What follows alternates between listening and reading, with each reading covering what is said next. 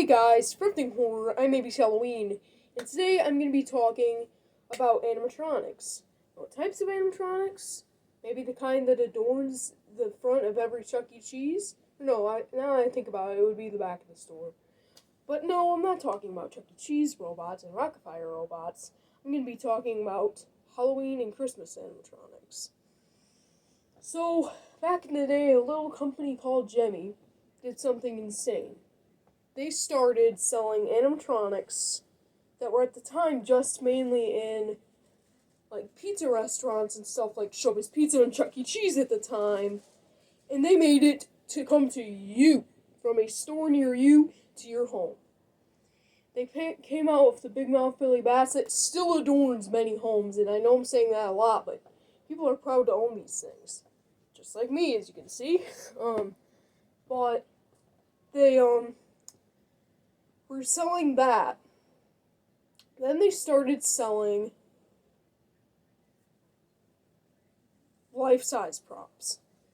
See, this is about 5 feet tall, and this is about how big their animatronics were at the time. Rarely 6 feet. They would come about this tall, about maybe up to his star, the bottom of his star.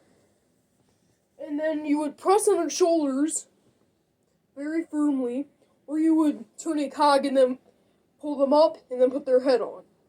And they would dance to many popular songs like Up on the Housetop, Super Freak, You're a Mean One, Mr. Grinch by the comedy genius Jim Carrey, and many more. As you can see, that's their dancing Grinch, but he's collapsed. I've been excited to do this video for a while because I'm going to be talking about how those and the new kind of props and animatronics we see, how different they are. So, we're mainly talking right now about collapsibles. So they came about in the early 2000s. They were pretty popular. They had many different characters, licensed characters. They had anything from skeletons to Bart Simpson. They had practically anything you can imagine, even dancing teddy bears, and anything you can imagine, they were making as a life-size animatronic that you could buy. These were sold at places from Kmart to Spirit Halloween, all over the place. These were very popular. Dancing Santas sold from somewhere very near to me, which is Bronner's Christmas Wonderland, to Dancing Santa sold out of America. They were everywhere. And today, I'm going to be talking mainly about those props and ones that you assemble that come in a small little box.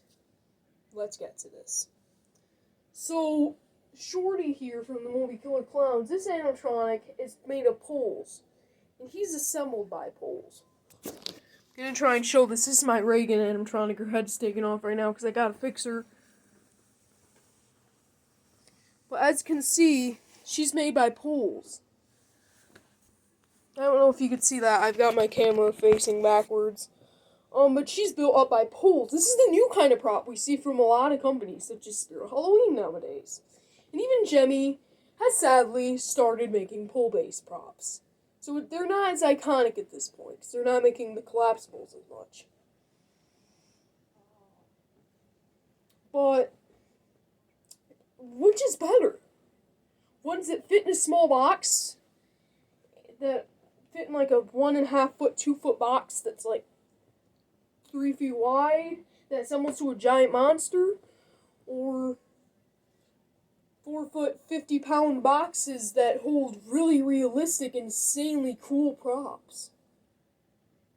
So, collapsibles, they weigh probably like 40 pounds altogether. They're really heavy, and they're horrible to ship. And horrible to get in your car and stuff. They're always nasty when you're doing that stuff. I'm sorry, but they can hardly fit in a box. And it's really hard to carry them, and they're really breakable. Also, if you made it 5 minutes in, congratulations. But collapsibles are really, they're just really hard to take care of, let's just say. And they often break pretty easy. And you cannot access the mechanism as easy. Let's talk about pull base. Pull base, easy to ship, easy to move around, easy to carry, okay? These things are easier to carry in their boxes. Granted, they're not super easy, right, Shorty? You're not really easy to carry in the box anyway, for me at least. But you're 50 pounds easier than that Grinch right there. Pull bases are more lighter, and they're more normal and everything. Collapsibles are more heavy, but more detailed. And also, pull base, let's just say, take a little more time to consume, but are more reasonable setups. Like the collapsibles, you have to do some effort to get them up. I remember the first time I assembled my Grinch, because they shoot up like a lightning bolt once you turn that cog. If they're the kind that has the cog on the head that you turn and you hold them up. My head got hit because it just shot up without me even helping it. I have a dancing snowman and he's jammed, so he won't go up to 5 feet when I press on his shoulders. But yeah, they are kind of hard to set up. They're easy to set up, but they're also kind of hard in a way. I know it's hard to understand. So which is better? Let's compare, contrast, pros and cons. So a pro of pull-based is that they're easy to handle. Not easy to handle for collapsibles. Pros about each.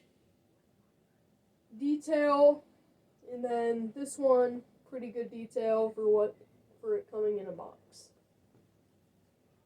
So we did kind of the pros and cons. So in my opinion, which is better?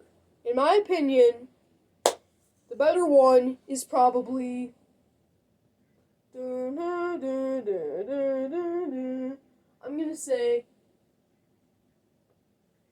pull-based. Pull-based are just easy to assemble and they look pretty good. Sometimes they make pull-based props that look like trash. Like Gemmy has not been doing too good lately at collapsibles, so I think just for fun, maybe for the nostalgia of us collectors, come out with a collapsible. That would definitely be really cool, because if you look on Amazon, there's bootleggers bootlegging the original Gemmy Dancing Santas, and now those are being sold at stores like Home Depot. They used to sell them, and now at Bronner's, Christmas Wonderland in Michigan. Okay, guys, I prefer pull-based. If you have anything more, maybe Halloween, and please subscribe.